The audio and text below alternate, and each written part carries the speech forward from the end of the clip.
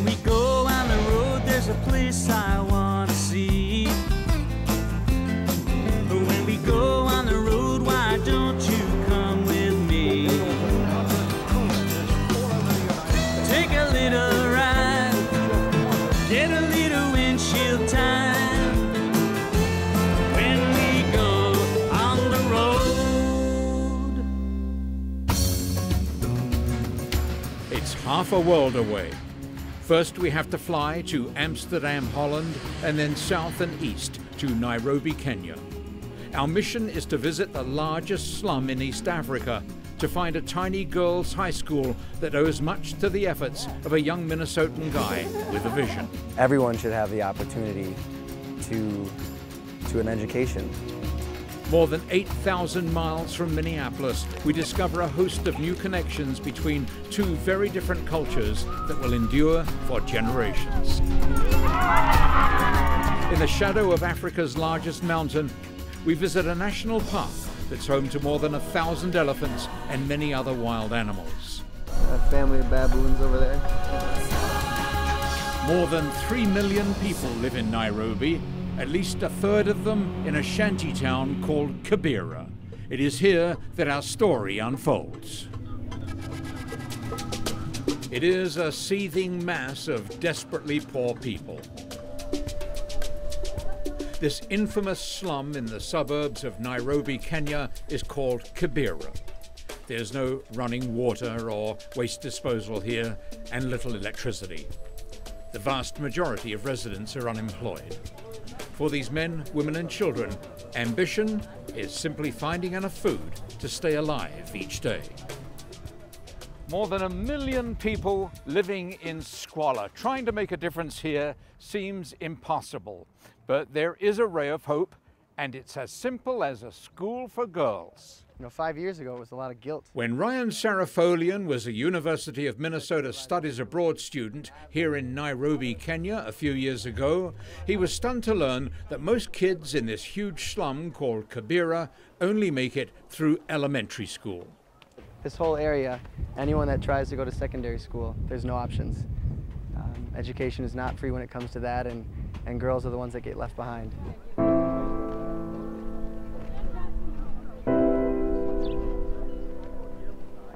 Until recently, girls were very much second-class citizens in this male-dominated culture. When you grow up in the slum, it makes you feel inadequate. I don't know if you know that. Many girls get married in their teens or have to turn to prostitution to get money for food. Few get an education. They end up drinking this local liquor, changa, and they get into drugs, they get messed up by men, and that is it. Some die off because of HIV and all that. But a young Kenyan named Abdul Kasim is breaking the mold. An African male who recognizes there's something wrong with the way things are.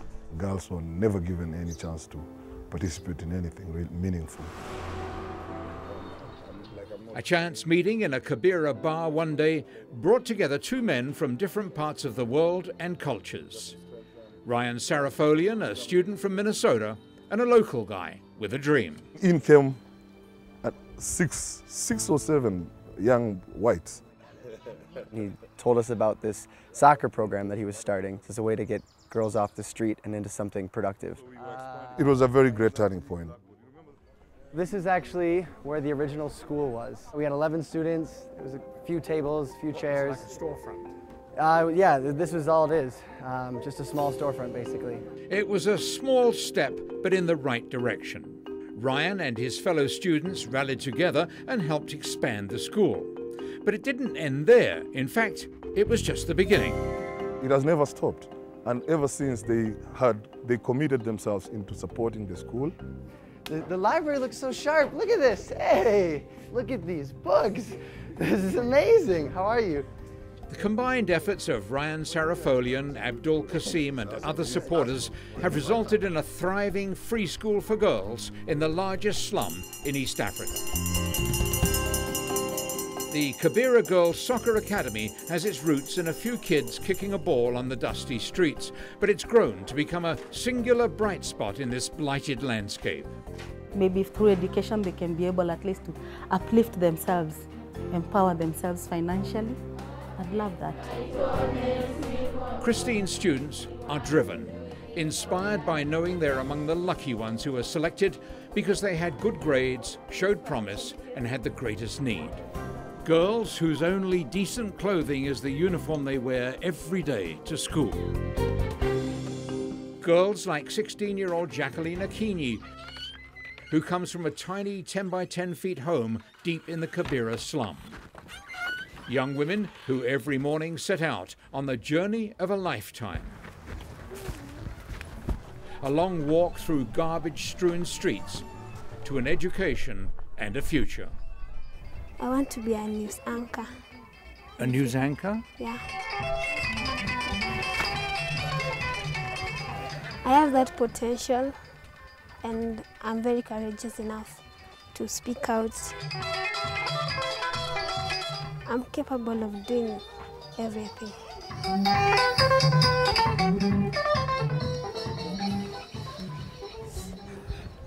Like Jackie, the young women that attend the Kibera Girls Soccer Academy are model students.